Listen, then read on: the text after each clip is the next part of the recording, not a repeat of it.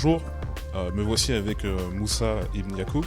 Est-ce que vous pouvez vous présenter auprès de nos spectateurs qui peut-être vous connaissent pas encore? Alors, moi, c'est donc Moussa Ibn Yacoub, humanitaire encore actuellement à Baraka City. J'ai été amené, alors je fais de l'humanitaire depuis maintenant à peu près 7 ans. Donc, très récemment, j'ai été amené à voyager au Bangladesh pour aller à l'encontre des Rohingyas, une communauté qui est une des plus persécutées au monde. Et donc, j'ai été incarcéré, c'est 70 jours. Et puis, j'ai été libéré le 1er mars. Je suis resté 7 mois sur les territoires et aujourd'hui, me voilà de retour sur les territoires français. Quelles ont été les conditions de votre incarcération au Bangladesh? Alors, les conditions d'incarcération, elles ont été difficiles dans le sens où, d'abord au niveau, c'est pas les conditions françaises, hein. On est dans un pays qui est malheureusement très pauvre. Et donc, ce qui s'avère que moi, en prison, j'ai été amené à à rester en isolement. Alors les conditions sanitaires, elles étaient vraiment exécrables. En même temps, j'avais qu'un seul vêtement sur moi pendant plus d'un mois.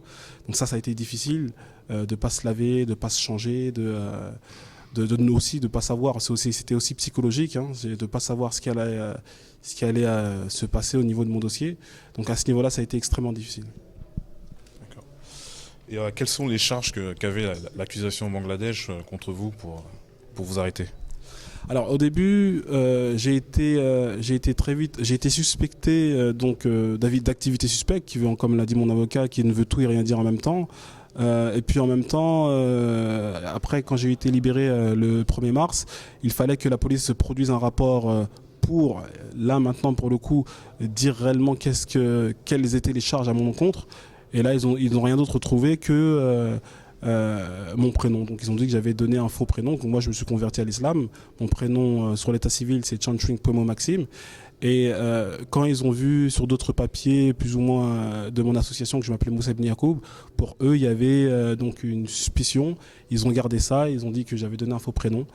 Et donc voilà, je suis resté 7 mois au Bangladesh parce que j'ai dit que je m'appelais Moussa, tout simplement. Donc vous voulez dire que Mansa Moussa aussi peut finir 7 mois au Bangladesh?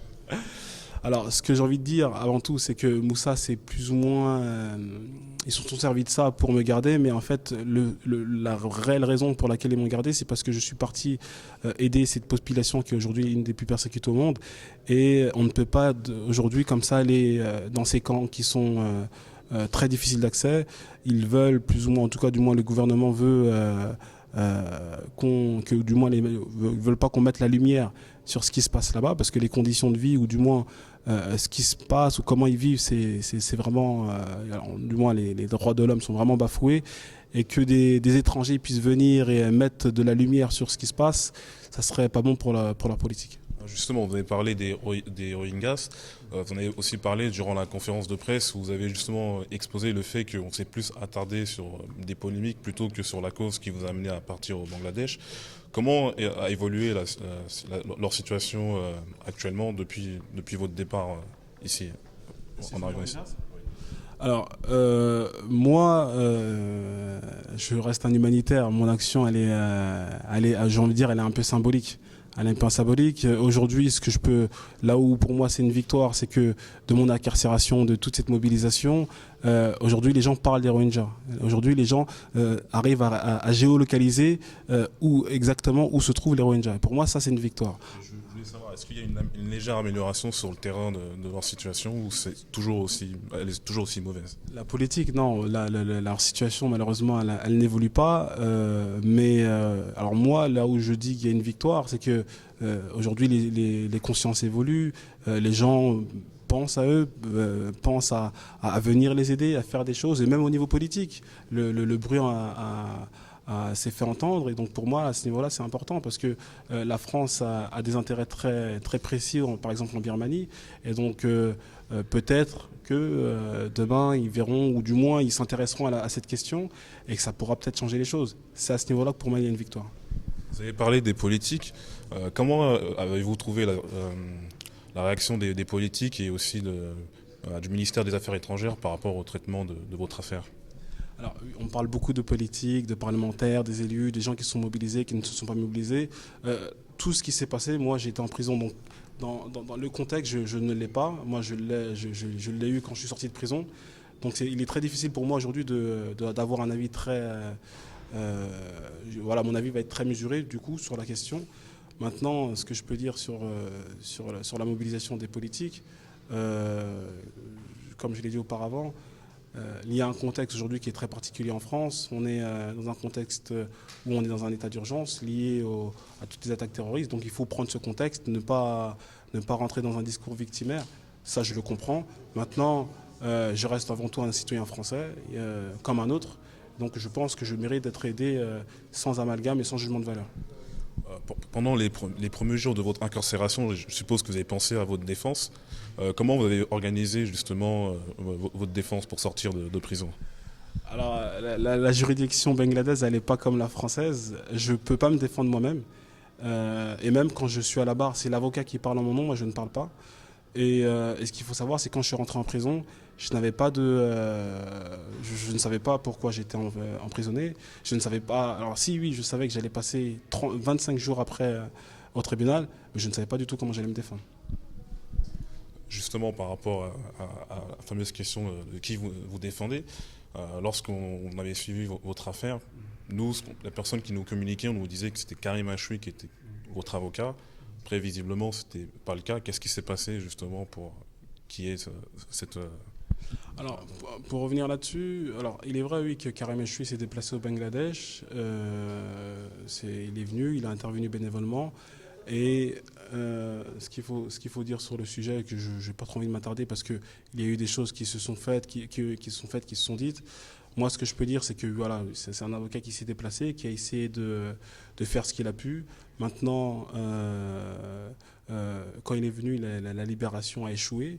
Et à partir de là, un autre avocat a pris le relais. Je voulais revenir aussi sur la période de défense où les gens se sont mobilisés.